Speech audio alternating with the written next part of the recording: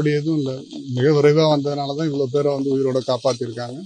நீங்கள் அந்த லிஃப்ட் பகுதியில் இருந்தவங்களை தவிர மற்ற எல்லாரையும் இங்கேருந்து உயிரோட மிக விரைவாக செயல்பட்டு காப்பாற்றிருக்காங்க. லிஃப்ட் பகுதியில் இருந்தவங்களை பற்றிய தகவல் வந்து இவங்களுக்கு முதல்ல தெரிவிக்கல. அவங்க தெரிவிச்சவங்க எல்லாம் ஐசியூ மேலே இருக்கு, அங்கே இருக்கவங்க முதல்ல காப்பாற்றுங்கன்னு இங்கே இருந்த பணியாளர்கள் கொடுத்த அந்த பேசிஸில் தான் ஒர்க் பண்ணியிருக்காங்க.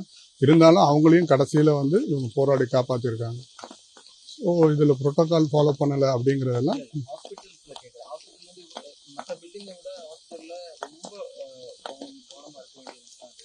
ஆமாம்.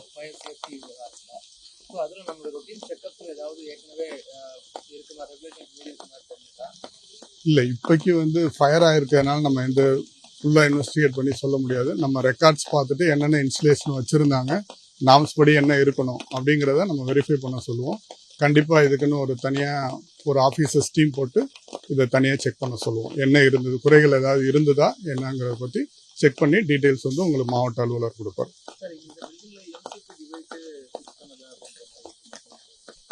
அதுதான் நான் செக் பண்ணிவிட்டு உங்களுக்கு மாவட்ட அலுவலர்கிட்டருந்து உங்களுக்கு என்னென்ன இருந்தது என்ன இல்லை அப்படிங்கிறத பற்றிய ரிப்போர்ட் கொடுக்க சொல்கிறோம். இல்லை, அதுதான் நாங்கள் செக் பண்ணி முதல்ல பார்க்குறோம். பார்த்துட்டு அதுக்கப்புறம் அதுக்கான ஆக்ஷன் எடுக்கும். சரியா?